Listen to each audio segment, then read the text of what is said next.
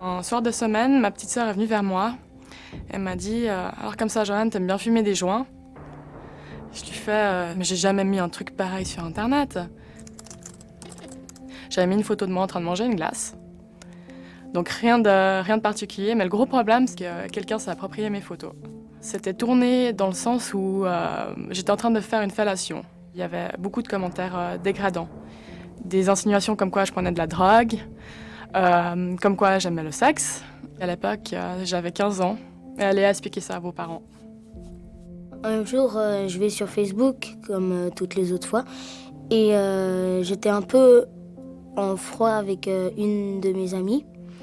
Et elle a mis un commentaire sur son mur qui parlait un peu de moi, qui m'a déplu. Et ça m'a un peu trop énervée.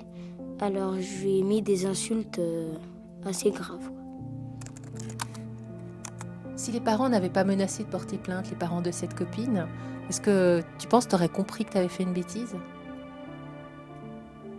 Non. Pourquoi?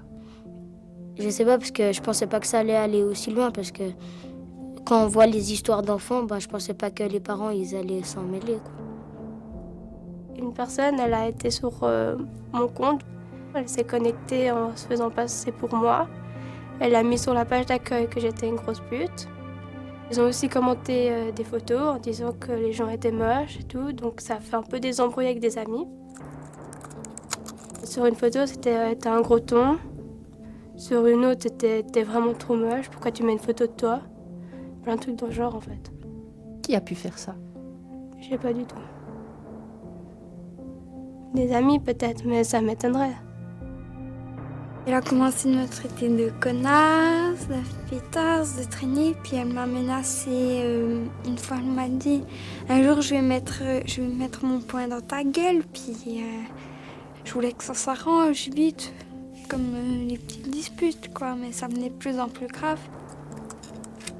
Peut-être j'étais pas non plus un ange, mais je sais pas pourquoi ils m'ont fait ça en fait, toujours. Je sais toujours pas pourquoi on m'a fait ça.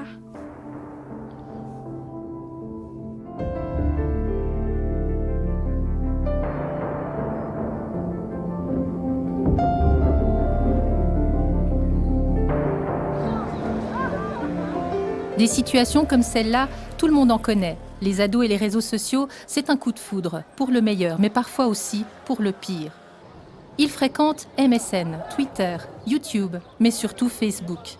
Cette plateforme numérique est en train de conquérir le monde. 900 millions d'utilisateurs, c'est plus que la population de l'Europe et des États-Unis réunis. Une mode bien visible, suffit de regarder la sortie des écoles. Tous les élèves sont connectés sur leur téléphone ou rêvent de l'être. En Suisse, 660 000 jeunes de moins de 16 ans ont un profil Facebook.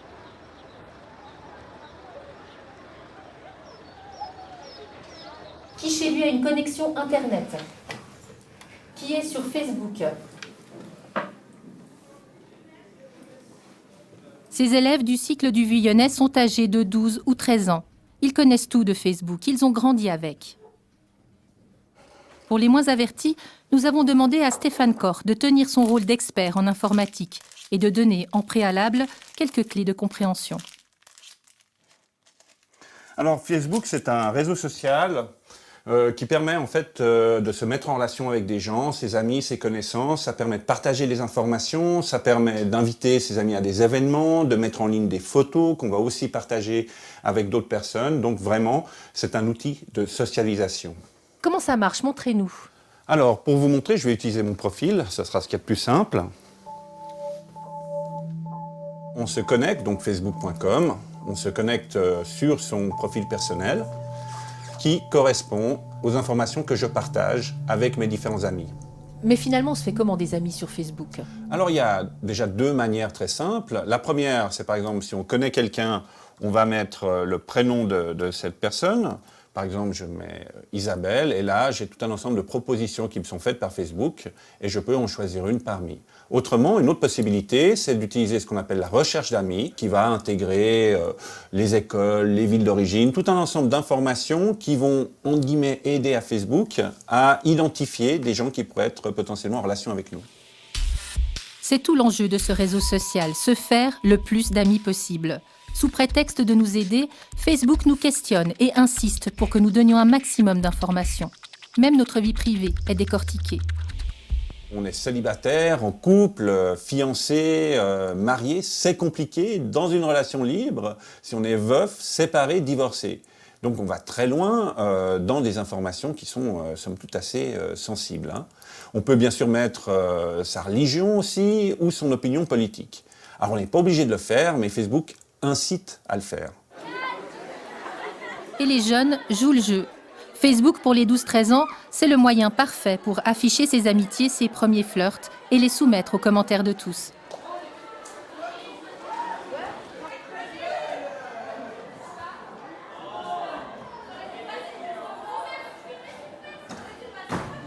Moi, j'ai mis que j'étais célibataire. Ouais. Mais il y a un mois, j'étais en couple. Je voulais sortir avec une fille alors que j'étais déjà en couple avec une autre fille. Et je lui ai dit que je l'aimais, que je voulais sortir avec elle et c'était écrit en couple sur Facebook. Elle m'a dit « Ah ouais, mais t'es pas en couple et tout ?» Je fais « Ah ouais, merde. » Même si j'étais avec quelqu'un, enfin, je le mettrais pas parce que ça regarde pas tout le monde. Et mes parents, par exemple, ils sont sur Facebook, donc ils verraient tout. Donc moi, enfin, je sais pas, après, ils font et tout. Et, enfin, ouais, c'est sûr. Si je suis en couple, ben, je le marque, puis sinon, je le marque pas. Et puis les réflexions après, à côté, les commentaires. Bah, ça me dérange pas trop. Bon, après, on m'a jamais marqué que ça leur dérangeait parce que j'étais en couple avec quelqu'un. Ils marquent plutôt ben, c'est mignon ou j'espère que ça va durer ou des trucs comme ça. Puis après, si on marque célibataire, ben, ils marquent plutôt que c'est dommage. Il y a des intérêts qui sont de plus en plus précoces pour la relation amoureuse et pour finalement cette mise en scène du couple, où les adolescents vraiment jouent au petit couple et parlent de relations éternelles, d'amour éternel, de choses comme ça. Sur le moment, je pense qu'ils y croient effectivement et que ça prend beaucoup de place dans leur vie très tôt. Claire Ballet s'est plongée des mois dans l'univers des adolescents pour sa thèse de doctorat en sociologie. Un décryptage inédit des relations sociales des jeunes au travers des réseaux sociaux. On peut suivre les histoires d'amour des adolescents comme un feuilleton télévisé, avec la mise en couple. Ils vont raconter absolument tout ce qui s'est passé, à quel moment ils se sont pris la main, à quel moment ils se sont embrassés, qu'est-ce qu'ils se sont dit. Et pareil, les ruptures, on peut les vivre en simultané sur les réseaux sociaux, avec les commentaires des copains. Est-ce que de temps en temps, vous parlez de trucs que les adultes ne devraient pas savoir? Oui. Moi, je crois qu'on parle un peu que de ça, en fait, quasiment. Alexandre, tu dis oui de la tête? Ouais, bah, j'ai pas envie que, par exemple, mes parents ils sachent de qui je suis amoureux comme ça, parce qu'après ils m'embêtent. J'aime pas. D'avoir des premières relations amoureuses qui interviennent très très tôt, souvent, c'est déjà montrer qu'on est un grand et qu'on est capable de se former son propre réseau social. Et alors là, Facebook répond totalement à ce besoin, à cette logique, en leur offrant une plateforme où ils peuvent interagir les uns avec les autres librement, de manière autonome, et puis montrer qu'ils ont des amis, se mettre en scène avec ses amis, avec ses premières relations amoureuses, et ça c'est très précieux pour montrer qu'on est grand. Regarde Margot, c'est comme ça Facebook. Et pour les filles, être grande, ça passe souvent par une image provocante. C'est la blonde là? Ouais. Mais bon, c'est vrai qu'après, faut pas trop déborder parce qu'après, c'est vrai que les garçons peuvent aussi un peu en profiter, on va dire, et puis mettre des commentaires un peu osés. Enfin, je vais pas dire ah ouais, là, je vais me faire une photo en mini-jupe. Je vais pas sortir exprès une mini-jupe de mon armoire juste pour une photo de profil. Souvent, elles sont très critiques en disant justement elle fait sa pute, avec ce genre de termes très crus qu'elles utilisent beaucoup. Et puis, en même temps, elles sont de nouveau dans une forme d'ambiguïté, puisqu'elles-mêmes, elles aimeraient bien séduire. Et donc, il faut montrer qu'on s'assume et puis qu'on n'est pas coincé.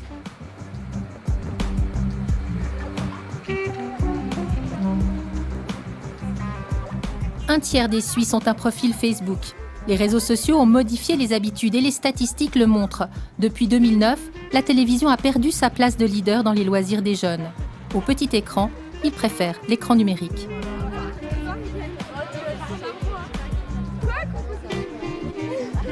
Ce qui change, c'est qu'avec les réseaux sociaux, les adolescents sont continuellement connectés les uns aux autres. Et il y a cette espèce d'injonction d'être tout le temps en ligne, d'être tout le temps joignable, atteignable, et de ne jamais, jamais se débrancher finalement.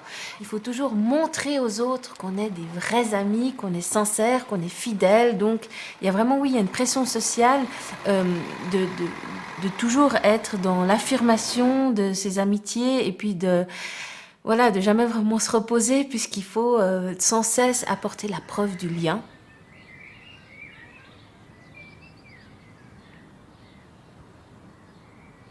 Manon a 12 ans. Elle est élève au cycle du Vuillonnais. Elle aime poster des photos sur Facebook et recevoir des commentaires de ses amis. Il y en a une qui dit moi aussi je vous aime. Il y en a une autre qui dit merci ma belle, je t'aime fort aussi. Ils sont visibles par tout le monde, ces commentaires. Ouais. Hein. Est-ce que ça, c'est important? Bah ouais, parce que souvent quand les commentaires ils sont positifs, bah t'es content de montrer aux autres que t'as plein de commentaires positifs, qu'il y a plein de gens qui t'aiment, qu'il y a plein de gens qui t'aiment, ouais, ouais, ils t'aiment. C'est important pour toi? Ouais, c'est un peu... ça renforce... Enfin, comment dire... Ça me donne envie d'être plus sûre de moi. On dit plus facilement je t'adore, je t'aime ou ouais, c'est génial. Ouais. Souvent JTD comme ça, mais ça tu le dis presque à tout le monde. Enfin, surtout quand t'es une fille. Les ados adorent aussi la fonction DI ou discussion instantanée. Elle permet sur Facebook de parler avec plein de gens simultanément. Ils y passent des heures à se dire tout et rien.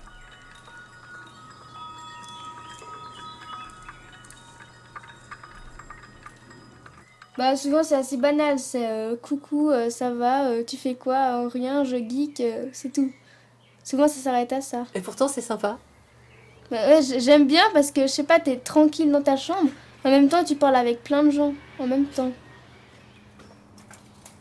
Tiens mes canons. Les réseaux sociaux peuvent prendre une sacrée place dans la vie des jeunes. Par exemple, Manon avait aussi un lapin. Lorsqu'il est mort, elle n'a pas pleuré en famille. Elle a préféré rechercher le réconfort de ses amis sur Facebook. Finalement, ça m'a beaucoup remise en question parce que je me disais, tiens, peut-être que je suis encore pas assez à l'écoute de ma fille. Et puis je me rendais compte que voilà, c'était comme une tierce personne qui était là et puis en qui ma fille faisait confiance. Donc c'est quelque chose qui m'avait effectivement un peu interloquée.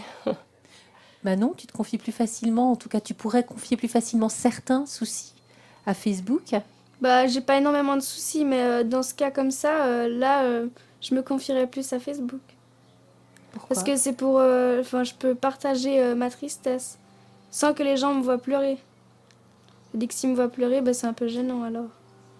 Là je peux pleurer sans que personne me voie. Pour vous, madame, la remise en question, c'était le fait qu'elle ne soit pas venue vous le dire à vous? Exactement. C'était le fait que j'étais pas la référence en matière émotionnelle finalement, mais qu'elle avait besoin de partager ça finalement avec son réseau de connaissances. Et ça m'avait remise en question. Mais enfin bon, maintenant, je me dis voilà, il y a des choses qui vont probablement de nouveau se gérer de cette façon-là, sans que pour autant j'ai perdu confiance ou en contact particulièrement avec ma fille.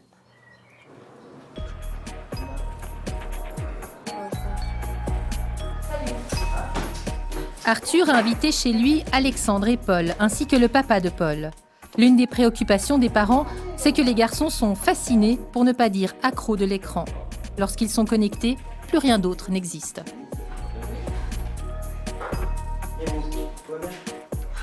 Oh mais la roue elle est partie. Mais il est fou lui aussi. Oh mais non, mais sérieux. Oh punaise. Ouais lui il est pas fou, il est con. Oh il est fou quoi. Si on les laissait devant, ouais, il ferait 24 heures sur 24.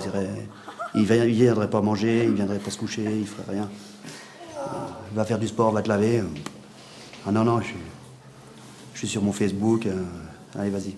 On voit que l'ordinateur, il est dans le salon. Pourquoi? Parce que comme ça, on est en contrôle Surtout, on est en mot de passe. Et il n'y a que mon mari et moi qui avons le mot de passe. Donc les enfants sont obligés de nous demander pour aller sur l'ordinateur. Est-ce que l'un de vos garçons est venu un jour vous voir en disant je suis tombé sur une image choquante, du porno, quelque chose comme ça? Non, jamais. Vous pensez qu'il serait venu si c'était le cas? Non. Pourquoi? Parce que, je vous dis déjà, si on passe derrière eux, la première chose qu'ils font, ils cliquent pour pas qu'on voit ce qu'ils font.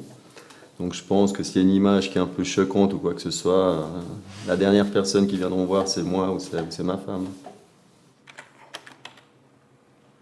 C'était pas... Ah là. C'est qui? Je sais pas, c'est pas qui le... Ah, tu sais pas? Ce profil, c'est Niki, une parfaite inconnue. Des profils de ce type accessibles sur les réseaux sociaux, il y en a plein. Moi, ça m'énerve, mais bon.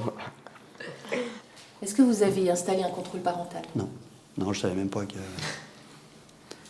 ça existait. Maintenant que je le sais, je vais peut-être l'installer. Vous ne le saviez pas avant? Non. On peut pas tout leur interdire non plus. Ils grandissent, il y a les choses de la vie. Après, du porno, non. On va pas pousser le porno, mais... Contrôler, mais on peut pas non plus être toujours à tout contrôler, à tout aller voir derrière. Ça devient pesant aussi. C'est les garçons, ça les titille, donc... Oui, c'est normal. Ça m'étonne pas. Et c'est quoi qui les titille? Le sexe, les hormones, 13-15 ans, ça bouge. Hein. Donc, un profil de fille, ils cherchent.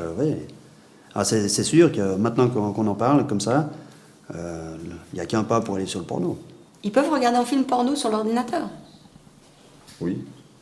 Ah bon? Ça, on peut pas mettre comme à la télé, bloqué?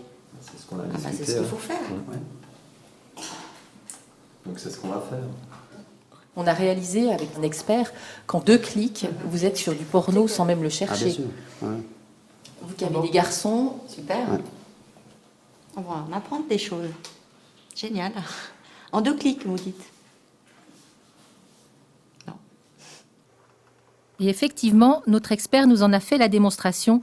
C'est d'une facilité déconcertante. Facebook offre beaucoup d'opportunités de partage, beaucoup de choses sympathiques, mais par exemple, si on utilise un mot comme sexy, qui n'est pas un mot vraiment choquant à la base, très utilisé par les jeunes, on va avoir un certain nombre de propositions qui sont faites par Facebook, et si on clique sur cette page, on va arriver, oui, sur une photo, entre guillemets, sexy, qui, à prime abord, ne semble pas trop, dérangée. Mais tout d'un coup, ça peut être incitatif pour aller voir les autres photos de cette page. Et quand on va voir les autres photos, par contre, là, on arrivera sur des contenus pornographiques qui peuvent choquer un certain nombre de personnes.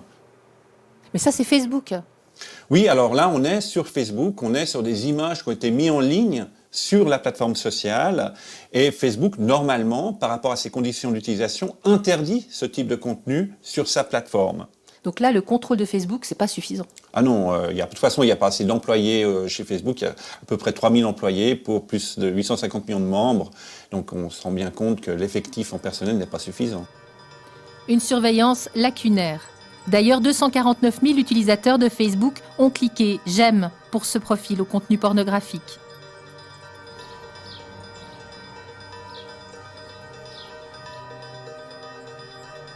Est-ce que ça vous est déjà arrivé de tomber sur des images porno? Manon. Moi, ça m'est déjà arrivé de tomber sur une image porno parce qu'en fait, je voulais regarder un film. Et puis après, je sais pas, tout d'un coup, il y a un bug. Ça m'est arrivé, puis il y a une image vraiment atroce qui est arrivée. Est-ce que tu peux me décrire cette image atroce? Alors, c'était une fille qui était couchée. Et elle était couchée sur une table, et puis il y avait comme un peu, je sais pas, un truc qui coulait de chez elle. Puis après, elle les mettait dans un verre. Après, j'ai quitté parce qu'il y avait la croix, mais j'ai rien fait pour tomber là-dessus. Je sais pas pourquoi. En plus, c'était un site légal. Puis c'est arrivé comme ça. Après, j'ai vite quitté. Quand on tombe, on cherche des photos chou comme ça, et on tombe là-dessus. Et des fois, pour certaines personnes, ils sont contents. Et pour d'autres, ils sont pas contents. T'as l'impression que les garçons, ils cherchent un peu ces images? Ouais, quand même. En même temps, je me dis que c'est un peu normal, c'est un peu la nature des garçons, un peu comme ça. Bah oui, les garçons, ils ont De envie de toute façon, savoir, ils ont un envie de peu, chercher. C'est... Mais pas tous.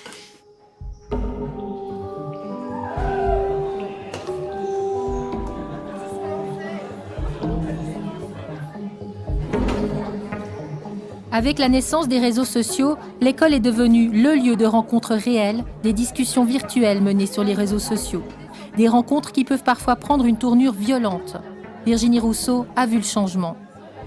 On a d'un seul coup des attroupements dans la cour. Il y a toujours eu, je veux dire, c'était avant Facebook. Mais on avait des rumeurs qui circulaient, des signes précurseurs qui pouvaient nous laisser entendre qu'un mauvais coup se préparait, ou un règlement de compte, enfin quelque chose. Alors que là, ça nous échappe complètement. D'un seul coup, il se passe quelque chose, on ne sait pas pourquoi, ça éclate, et on découvre après que finalement, c'est parti d'une insulte sur Facebook. Le plus souvent, c'est un accrochage physique, c'est une bagarre qui est déclenchée avec pas nécessairement les deux protagonistes concernés dans l'histoire. C'est souvent, bien au contraire, des gens qui, tenant pour l'un ou pour l'autre, ayant voté pour l'un ou pour l'autre sur la page, en viennent aux mains.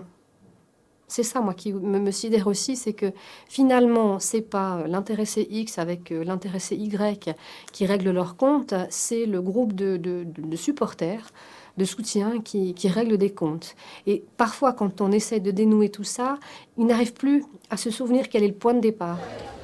Le cycle a vécu quelques affaires graves. L'une d'elles, c'est celle de Maëva, victime d'une tentative d'agression complotée sur Facebook. Tu veux bien me raconter un petit peu ce qui s'était passé? Un jour, ils avaient prévu de me tabasser, de me taper, donc ils s'étaient tous donné rendez-vous, même avec des gens qui sont majeurs, d'autres qui sont pas au cycle, qui habitent en ville, et comme ça, à 11h30 devant le cycle.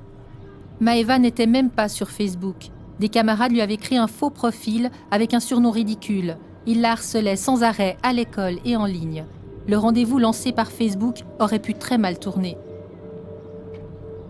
Il n'y a pas que ma maman qui est intervenue là-dedans, il y a aussi la police, parce que quand même c'est grave, ils harcelaient et comme ça, du coup... Donne-moi un exemple. Il y en a un qui arrive, il dit « ouais, venez, je vais la taper, je vais l'engueuler » comme ça. Il y a la moitié du cycle qui se ramène et puis vous êtes là tout seul à essayer de répondre. Et puis c'est vraiment humiliant. Depuis, Maëva a trouvé de nouvelles copines. L'affaire est close, ou presque. Les moqueries n'ont jamais cessé en fait. Même encore maintenant, ça continue. Résoudre ces situations, c'est ultra compliqué, d'autant que l'omerta règne. Les ados détestent qu'un adulte intervienne. C'est vrai qu'il y a certaines situations où les jeunes arrivent à trouver des solutions entre eux et tout. Et d'un côté, c'est très bien. Néanmoins, un adulte neutre, j'insiste sur la notion de neutralité parce que quand c'est un parent, c'est toujours difficile parce qu'il y a un lien affectif, puis le parent, il n'est pas forcément toujours adéquat dans sa manière d'intervenir et tout, ce qui est parfaitement humain. Néanmoins, si c'est un adulte neutre, il va pouvoir permettre aux jeunes de comprendre dans un premier temps ce qui s'est passé. Parce que pour moi, c'est ce qui est le plus important. C'est qu'est-ce qui fait que je suis en conflit avec telle ou telle personne. Qu'est-ce qui s'est passé dans notre relation pour que ce soit pareillement conflictuel? Puis c'est seulement une fois qu'on a compris qu'on peut effectivement essayer de trouver des solutions satisfaisantes pour qu'on se respecte avec nos différences, j'ai envie de dire. L'adulte est quand même aidant, oui. Et, j'irai plus loin que ça, il est rassurant.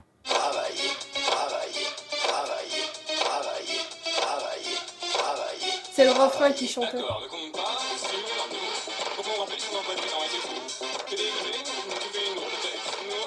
Lui, c'est Théo, un autre élève du Vuyonnais.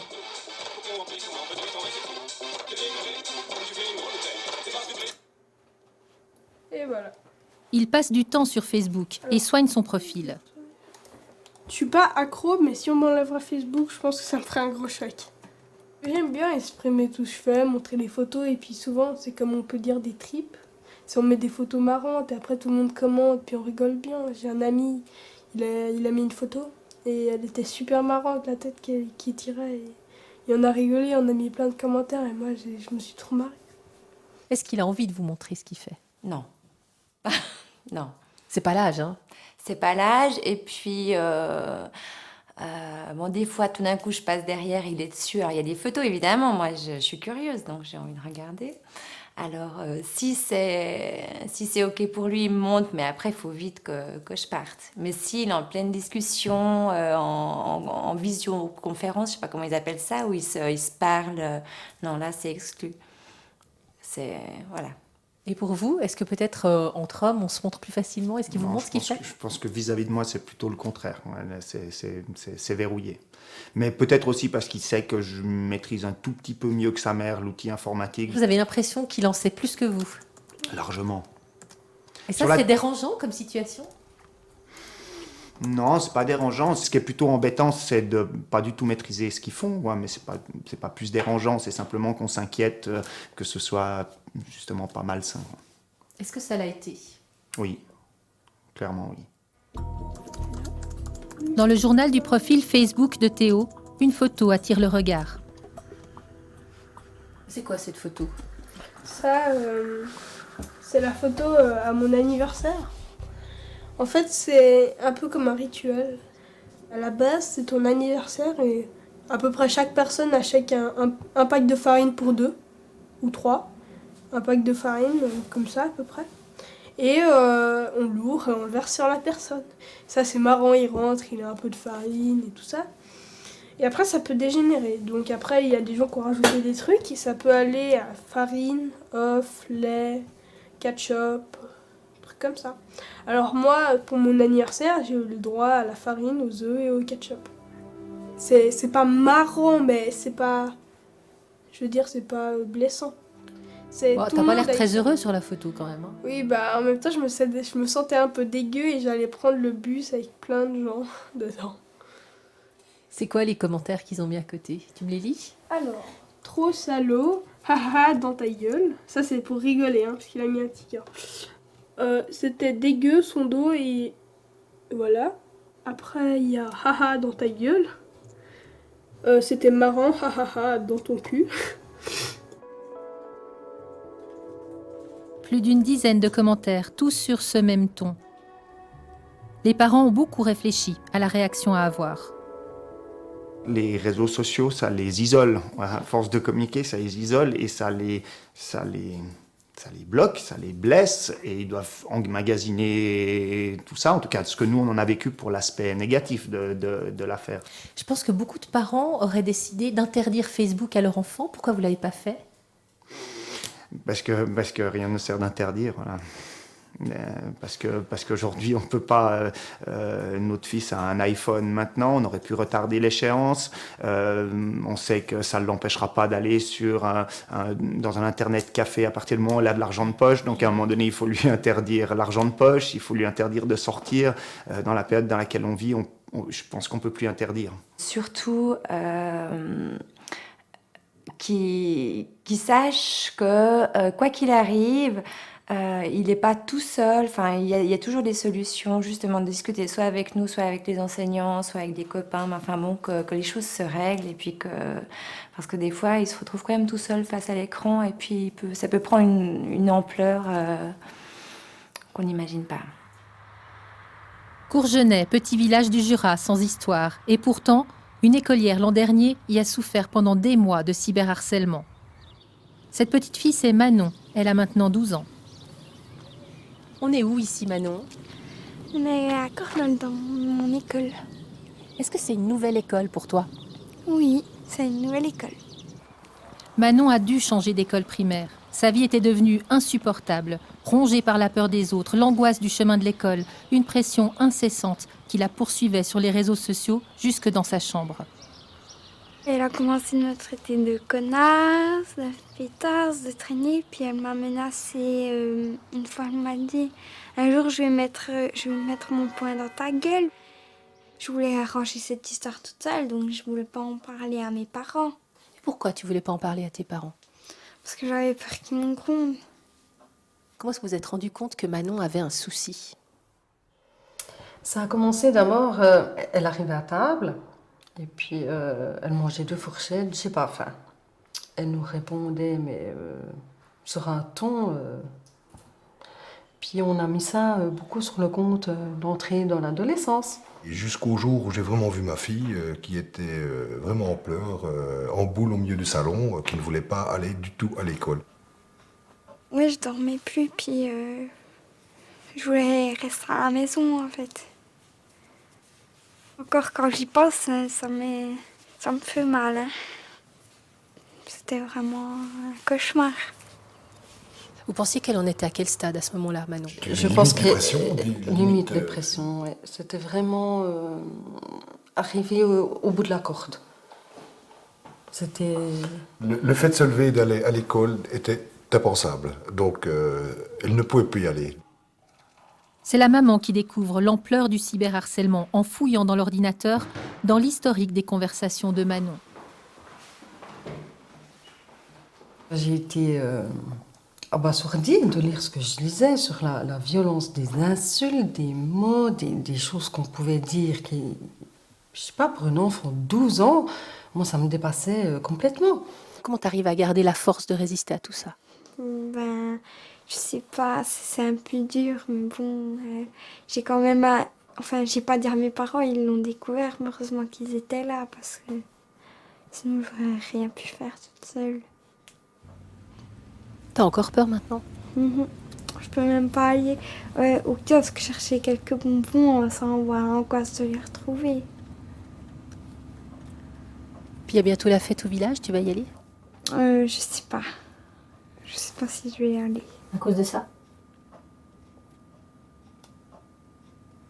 Donc c'est pas résolu tout ça? Non. Début janvier, la famille porte plainte. Puis plus rien, un silence lourd pendant des mois. En mai, nous contactons le juge du tribunal des mineurs. Il nous assure alors que la procédure sera accélérée. La médiation pénale a lieu finalement en juin, mais il aura fallu des mois de souffrance. Et moi, ce qui me rend en colère, c'est vrai, c'est qu'une victime, qui est notre fille, doive quitter et aller dans un autre village, prendre le transport public, se débrouiller, donc aller dans une autre école. Certes, c'est très bien, de nouvelles copines, mais la victime doit partir. Et ça, c'est quelque chose que j'ai du mal à gérer. D'ailleurs, vous étiez pas loin de... Vous en alliez tous, non?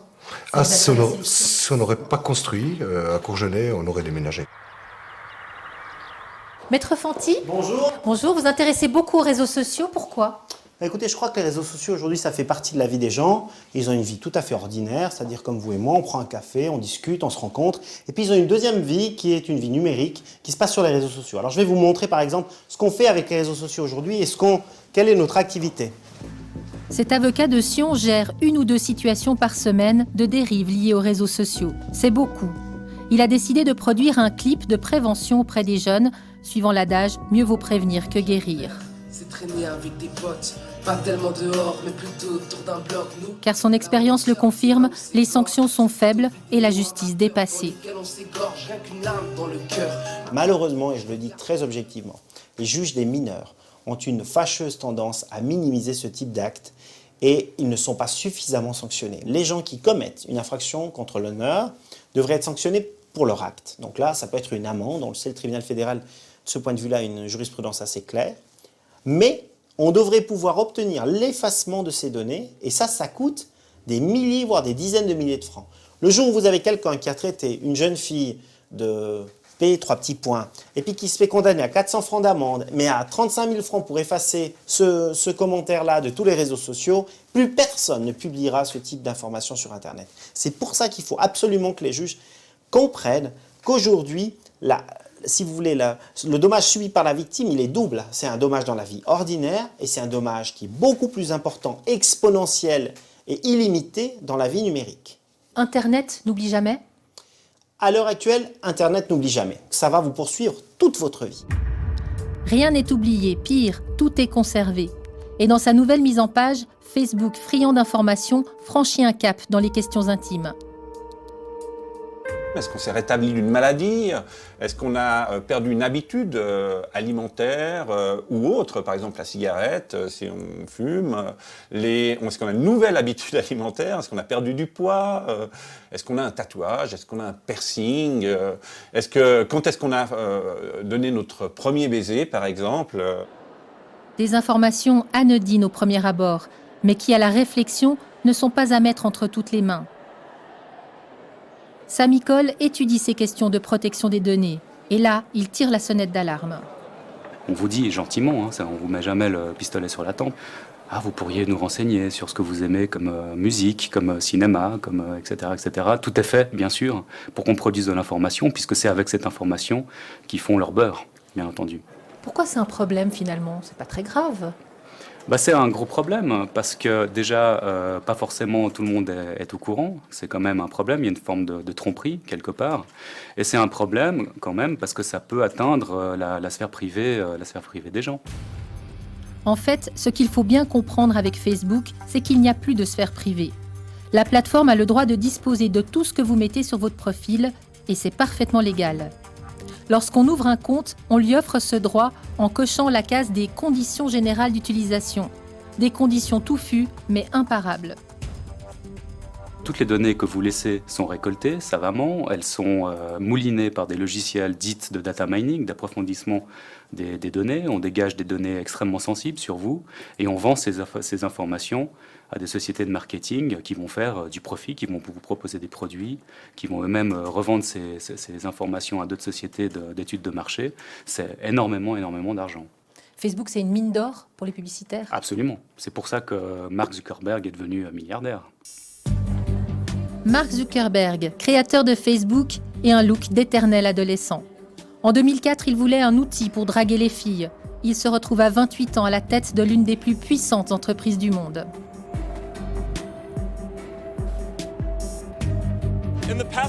Ces 8 dernières années, vous qui êtes là, vous avez construit la plus grande communauté dans l'histoire du monde. Vous avez fait des choses incroyables, dont on n'aurait même pas rêvé. Et je suis impatient de voir ce que vous allez encore faire.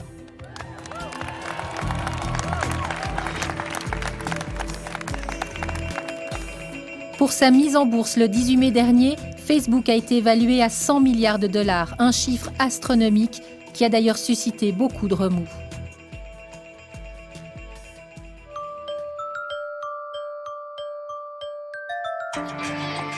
Le domaine est encore balbutiant en Suisse, mais la publicité sur Facebook représente une révolution dans la manière de concevoir le marketing. La société WNG à Lausanne est leader en Suisse romande. Nous leur avons soumis un exemple fictif pour comprendre comment ça marche. J'ai une chaussure, une basket plus précisément. Je voudrais la vendre. Comment allez-vous faire? Alors, c'est une chaussure de sport Star Wars, donc un modèle édition limitée. Là, en l'occurrence, on pourra utiliser Facebook et son outil publicitaire Facebook Ads via un concours, par exemple. Avec cette application Facebook Ads, tout le monde peut faire de la publicité depuis son profil. Ce n'est pas réservé aux professionnels. Promouvoir via Facebook, ça a ses avantages. L'avantage d'une publicité Facebook, c'est qu'elle est justement ciblée en fonction des centres d'intérêt, en fonction des critères sociodémographiques. Et donc, c'est une publicité qui correspond vraiment à l'utilisateur. Une chaussure pour les gens qui aiment la mode. Je pense principalement des citadins, de sexe masculin. Et on va faire cette campagne sur la Suisse romande. Ce profil des potentiels acheteurs de cette chaussure va permettre de cibler parmi les 2 500 000 utilisateurs suisses de Facebook. Alors on va cibler cette campagne par ville, donc Lausanne, Genève, Sion, Fribourg, et on mettra encore Neuchâtel. Ça nous donne une première audience qui est de 720 000 personnes. On va continuer ce ciblage, donc par critère d'âge. Donc voilà, Star Wars, c'est quand même une cible qui pourrait commencer dès 16 ans et sur une cible jusqu'à 25 ans, car on est quand même sur un produit comme un peu marginal. Une cible, comme on l'a dit, masculine. Les centres d'intérêt, donc très clairement Star Wars. Des gens qui sont intéressés par les chaussures et par le sport. On travaille sur une chaussure de sport.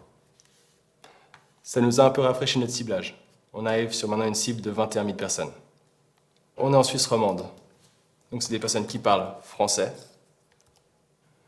Alors on arrive à une cible de 10 000 personnes. Donc ces 10 000 personnes sont toutes les personnes ayant un compte Facebook qui correspondent aux critères que nous avons définis. On est passé de 2,5 millions de personnes à plus de 10 000, celles qui seront les plus susceptibles d'acheter cette chaussure. Le problème de la publicité ciblée, c'est que ça vous enferme dans une case.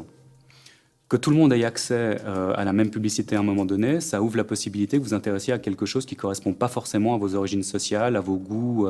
Ça vous permet de découvrir des choses.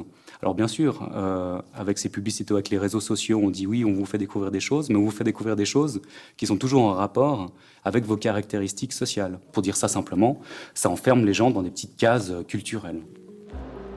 Vous n'aimez que les films de guerre, par exemple, vous ne recevrez que des publicités vantant les films de guerre. Pas de doute en revanche sur le fait que promouvoir un produit par Facebook, c'est très bon marché. On paye au clic. Donc à chaque fois qu'un utilisateur Facebook ciblé par notre campagne aura cliqué sur la campagne. Ça coûte combien le clic? Alors, il n'y a pas vraiment une règle précise, mais on pourrait dire que le clic coûte entre 50 centimes et 1 franc. Donc ça veut dire que là, sur une campagne comme celle-là, avec 10 780 personnes ciblées, 50 centimes, 1 franc de clic, c'est quoi mon devis si je veux vendre cette chaussure? Alors pour un devis comme ça, de nouveau, on pourrait partir sur une campagne vraiment classique des, mettons, 5 000 francs, jusqu'à une campagne beaucoup plus performante à 15 000 francs. Pour combien de temps? Là, on partirait sur un budget peut-être mensuel. Par rapport à la presse écrite, c'est beaucoup plus cher, c'est beaucoup moins cher? Alors une annonce, une demi-page dans un quotidien gratuit coûterait environ le double, mais pour une journée. Ce qu'il faut savoir, c'est que Facebook ne donne jamais de nom ou d'adresse aux publicitaires, mais se fait payer à chaque fois pour diffuser la publicité à ses membres. Ça veut dire qu'à chaque campagne, vous réinvestissez de l'argent chez Facebook. Exactement. C'est assez malin de leur part. C'est assez malin de leur part et c'est comme ça qu'ils gagnent de l'argent. Beaucoup d'argent. Beaucoup d'argent, ouais. Nous avons bien sûr contacté Facebook. Au bout de plusieurs semaines d'échanges par email, ils ont finalement déclaré ne pas avoir de disponibilité pour répondre à nos questions devant la caméra. Bonjour tout le monde, c'est Mère Teresa, PGM, j'espère que vous allez super bien. Nous sommes à New York et les rues sont envahies, les rues de New York. Lui, c'est Elio, alias Mère Teresa, un collégien de 18 ans. Il commente ses exploits sur Call of Duty, un jeu de guerre ultra réaliste, réservé aux adultes, qui peut se jouer en ligne avec des joueurs du monde entier. Elio a commencé à poster ses clips sur YouTube il y a 1 an. Et le moins qu'on puisse dire, c'est qu'il a du bagou. Un peu spécial, on va parler du blackout du vendredi 20 avril.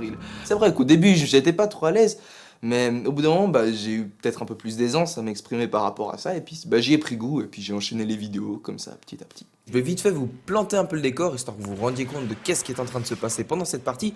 En gros, il faut savoir qu'on était un jeudi soir avec quelques amis, à la base au jeu en domination, on faisait des bombes mode. Elio entretient le lien avec ses fans. Il répond aux commentaires, souvent nombreux sur YouTube, et dialogue par son profil Facebook. C'est sûr, ça marche pour lui. Mes potes, ils ont dit ouais, ça marche vraiment très très bien, je dépasse les 500 000 vues par mois. Donc c'est un bon chiffre, il y a pas mal de personnes qui s'intéressent, tout ça. Et 500 000 par mois, et c'était pas la même chose il y a 2 mois? Non, exactement, il y a 2 mois, on était à la moitié. Plus on est connu, plus les gens parlent à leurs amis. Hey, j'ai vu ce gars sur internet, ça a l'air pas mal. Et puis voilà, ça fait un peu du bouche à oreille, et puis donc de plus en plus de clics, forcément. Du coup, avec tout ce succès, vous avez pu signer un contrat? Oui. Mais comment ça fonctionne? C'est tout simplement des publicités qui sont placées au début de mes vidéos ou pendant mes vidéos. Et justement, c'est par un système de publicité que tout fonctionne. Plus il y a de personnes qui vont voir les pubs, plus eux se font d'argent, donc plus ils me donnent d'argent également. Et vous gagnez combien? Je peux pas le dire, mais on va dire que ça se compte un nombre à 4 chiffres. Vous savez qu'il y a pas mal de jeunes qui ont des problèmes d'addiction. Comment vous avez fait, vous, pour éviter? Moi, à la base, quand j'étais petit, si mes parents ils m'avaient pas freiné un petit peu niveau minuterie, ou bien niveau tu joues 1 heure, après t'arrêtes, s'ils m'avaient pas dit ça, moi j'aurais passé des heures, et puis je sais pas où j'en serais aujourd'hui. C'est parce que mes parents, vraiment, ils m'ont imposé des horaires. Au début, je pouvais seulement jouer les week-ends, etc. Et petit à petit, ils m'ont lâché un peu plus pour que... Mais à la base, il y a eu vraiment, ça a été strict.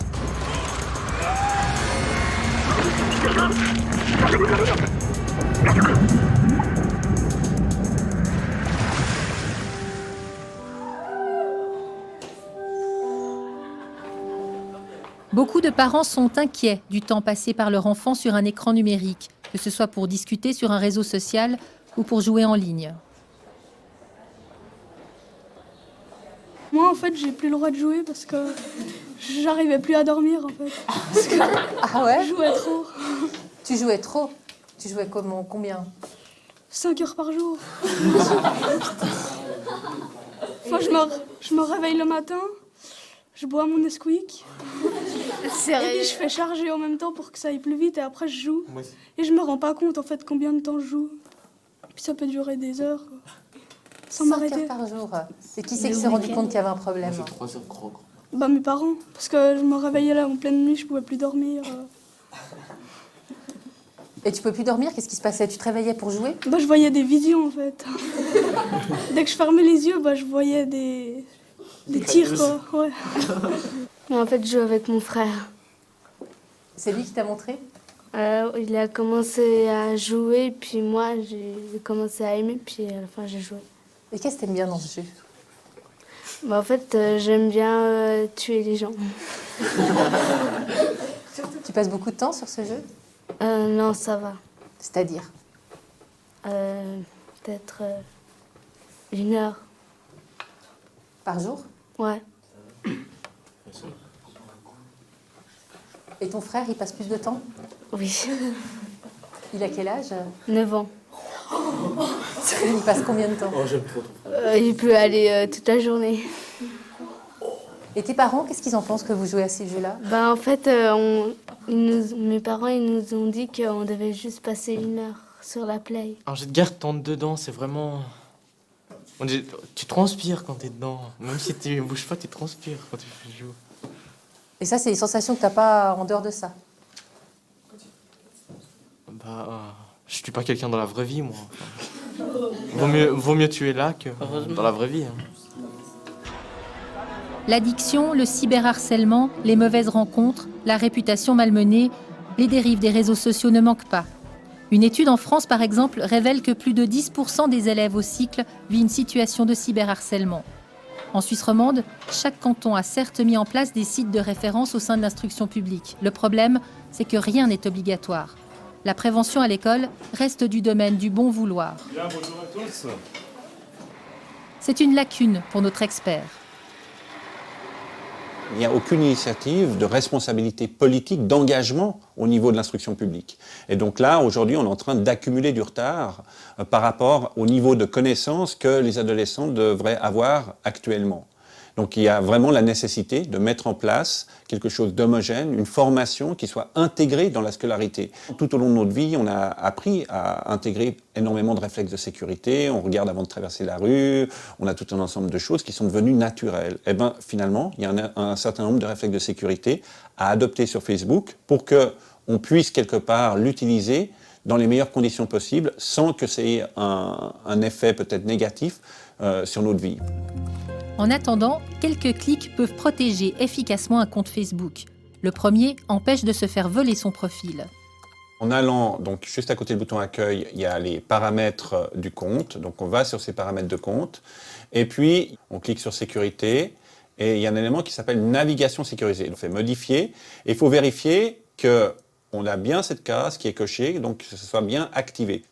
Alors, deuxième élément, c'est les paramètres de confidentialité, cette fois, donc toujours à côté du bouton « Accueil », on clique et « Paramètres de confidentialité ». Alors, les paramètres par défaut pour la confidentialité sont mis sur « Public » et nous, on va les mettre uniquement pour ses amis. Ça veut dire quoi? C'est-à-dire que quand on partage une information sur son mur, sur son profil Facebook, elle sera partagée envers ses amis et non envers l'ensemble des membres de Facebook. Ces quelques manipulations, c'est le minimum. Mais cela ne protège évidemment pas de tout.